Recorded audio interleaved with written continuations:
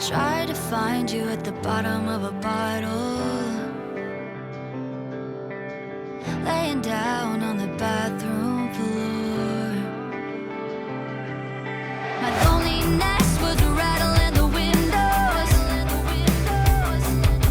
You said you don't want me anymore, and you left me standing on a corner crying, feeling like a fool for trying. I don't even remember why I'm wasting all these tears on you. I wish I could erase our memory, 'cause you didn't give a damn about me.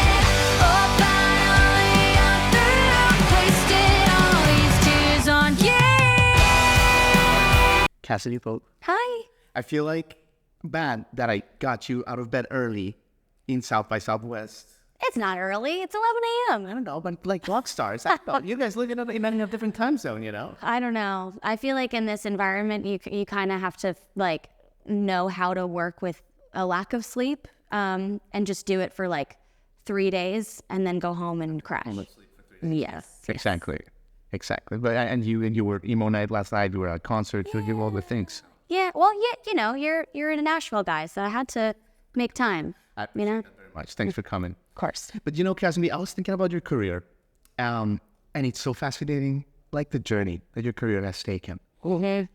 Like, and I'm not tooting your horn here, but like you have become like a beacon of like leading Oh. like charges and causes, and like you're like in the same vein as like Joan Baez now, to me at least. Cool. You know what I mean? Like I feel like you're an incredible artist, obviously, and singer and songwriter. But you know the things that you've stood up for in the past 18 months, which have been chronicled in Rolling Stone, and you've talked about them. Mm-hmm. You've taken like a leadership mantle, an inspiration mantle. You know. Thank you. I mean, I thank you. I feel like in the past, I might not have been mentally ready to take a stand about certain things, and I might not have wanted to mix it with my music. But the older I get and the more I see injustice, or friends even just dealing with injustice, I feel like I want people to know where I stand, and I want people who come to my shows to feel safe, and like that is a safe space for them to be themselves. So it's just become kind of part of me and what the message that I want to send through my music. Super inspiring, honestly. Thanks. Badass. Thanks. Like I feel like you moved to this era of Cassadee Pope that is like, you know, you're building like a legacy. That's cool. It's really cool.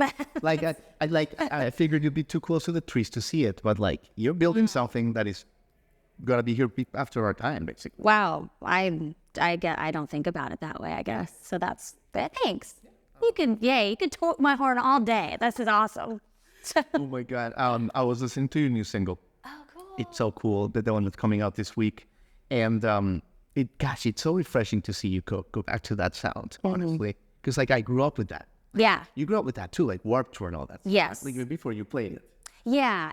I've always been a fan of the genre. I remember listening to Yellowcard and Fall Out Boy and The Used in high school, and then fast forward, I'm like on tour with. I never toured with The Used. I would love to. Cassadee in Wellington High School. Little Cassadee.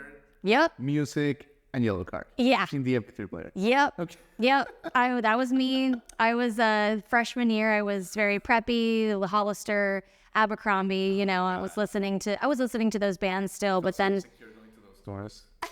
Yeah, me too. I was like, this is not my vibe, but it's what everyone else is wearing, so I'm going to be like everyone else. Right. And then it wasn't until my sophomore year, or summer going into sophomore year, that I was like, I think I might be emo. And then I discovered Hot Topic and Delia's, or whatever it's called, and all these stores that, you know, where your swoopy hair matched, and it was like celebrated, and it was black and studded belts, and discovered more of the rock scene in West Palm Beach. So like that is such a huge part of my makeup. And so going back to the genre and doing it now, it feels like, sure, it's nostalgic and it makes me happy, but it's like I've always loved this kind of music, and there's no other genre that really makes me feel so strongly and passionately. Like when I hear a really, really strong pop punk chorus or a breakdown or a halftime part, I my hair stands up. I get pumped. It's the genre that brings out the most emotion. It's like what everyone's loving right now. Yeah, and I love that like other artists and other genres, like SZA has made it known that she's an emo girl. I mean, Doja Cat, like Rihanna always has been. I've always known that about her because I'm a super fan. But it's just so cool to see everybody in all these other genres like acknowledging that this is a genre that influenced them as well. Yeah. And by the way, I don't know, when you mentioned prep, I take it back to Wellington Mall. Great mall, by the way. I know, I love that mall. Totally local reference. It's kind of good, but yeah, where you're from, you have a great mall. That was my first job at Pac Sun, Pacific Sunwear. Okay. Mm-hmm. I love that. Yeah, I got a discount. It was great. You were cool. Yeah. You've always been cool, Cassadee. I know. Oh my God! By the way, you're playing Sumfest. Speaking of Yes. references, and no one is gonna get that. It's so exciting for us. For a West Palm Beach kid, it's a big one. It's the festival I grew up going to, and it's all genres. But the day I'm on is the pop punk, rock day. Third Eye Blind is headlining, so I'm like ecstatic. Tell me about Warped Tour. And what I mean, Cassadee, is obviously you played it with your old band. But I'm just curious, like how it was, like as a touring musician, and I mean the good, like because I attended it many times in Pompano Beach.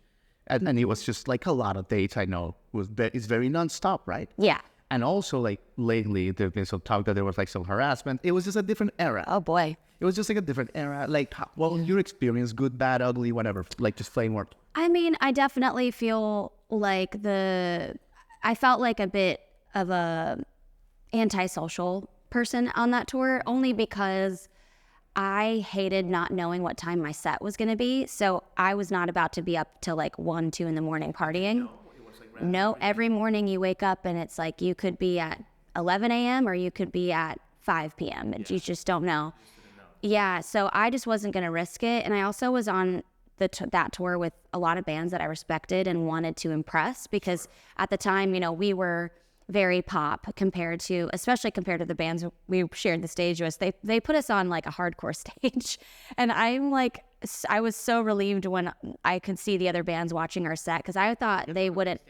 Yeah, I think it was the Hurley stage, so it wasn't like the amphitheater stage, but it was one of the bigger stages. For research a couple days ago. Yeah. Big crowd of kids. Oh yeah, it was nuts. It was great. We had huge crowds. It was amazing. But it was a really fun tour.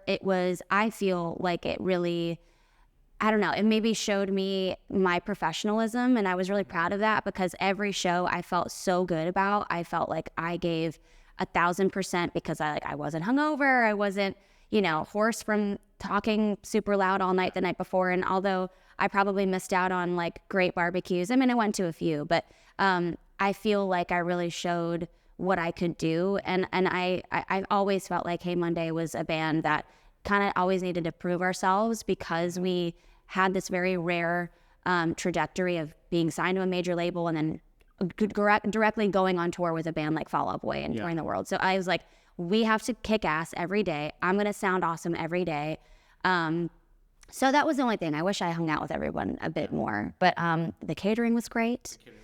I owe everything to Kevin Lineman. I love that guy. I still call him if I need help with something or if I need advice. And I met a lot of friends that are still friends to this day. Yeah. Cassadee. Let me pivot. I want to ask you about Pride. Okay. Because it's a great record. Thank you. It's a great record. And I just want to put on the record and put in here, like I know that it was weird timing with it, and a lot of people, it fell between the cracks with genres. Yeah. But it's so good. Thank you.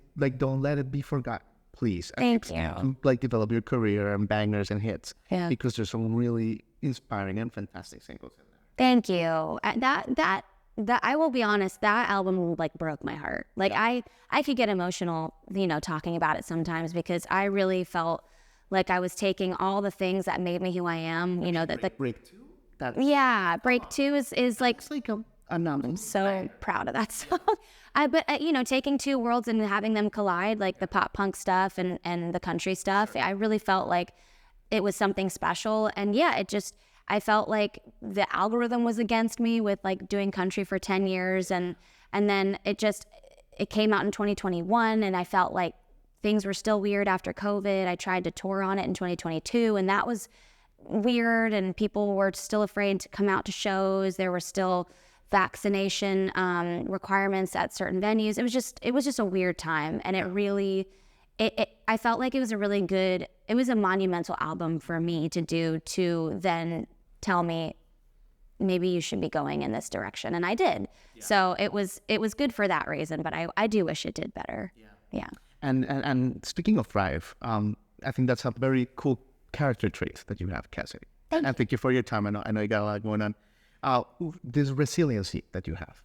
Like, I feel like you're a very resilient person. Like you really have a knack of seeing the meaning that you give, like, challenges in your life. Okay, like, how can I turn it? Like, why is this happening to me to grow? Yeah. Like, you have a really cool, like, I've noticed that just from your songs and from your trajectory, and not everyone, that's minority. Thank you. Where does that come from? That's really cool. I think, seeing my mom go through some really hard stuff growing up, my parents' divorce. Right. She, at one point, she has some back issues, disc issues. And at one point she was just not able to really, like, walk around. And sure. I felt like I just saw her persevere through so much. And just my family in general, there's just been so many things that have been tragic and hard to get through. And I've only, opened up about certain things that I'll actually go into more on this new record that I'm going to put out this year. But I think just that, like, from a very young age, seeing someone that I've always looked up to literally have no choice but to go through it and push through it and come out the other side stronger and provide for her family and provide for her kids. Like, that to me was just like the example that I needed. Yeah. And then, being in the industry since I was really, really young, like I remember performing in Pompano and at Abacoa and stuff from, like, I think I was probably like 8 or 9 when I started to perform live. So, I mean, from an early age, I've experienced, rejection. And what are you going to do? Give up? Like, no, that's what I want to do, music for a living. So, okay, I'm not for them. Let's keep going. Let's move forward. And having the support of my family and everything, it's just, I don't know. It's just never been a question. I've had moments where I've been like, I don't know if I'm going to keep doing this. But then something random pops up, or somebody says something, or there's an opportunity that reminds me, like, it's not over till it's over. Yeah. And I just keep going. Like, I'm telling you, just going back to the first points, like, your discography speaks for itself, and that's amazing. But the legacy that you're building just under your name, it is very strong. It's about resiliency. It's about, being in a beautiful state. It's about bleeding for what you believe in. It's really, really wonderful. Thank you. Thanks. We're here with this. You're coming back to acting. Yeah. Yeah. With it, like, I know you're doing something in Franklin, and maybe. Yeah, I'm doing a little musical in Franklin. It's an adaptation of A Walk to Remember. It's called Only Hope. I've been taking acting classes in Nashville for 2 years, almost 2 years.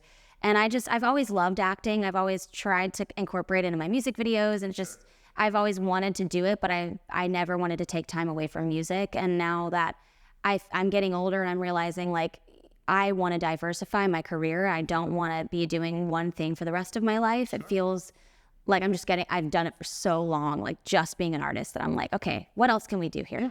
And acting is something that I've always wanted to do. Yeah, it's fun. It's fun.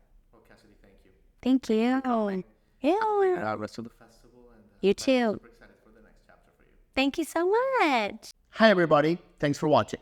Subscribe here for the latest from the show. Also, be sure to check out more of the best clips from J-Rod Concert Media.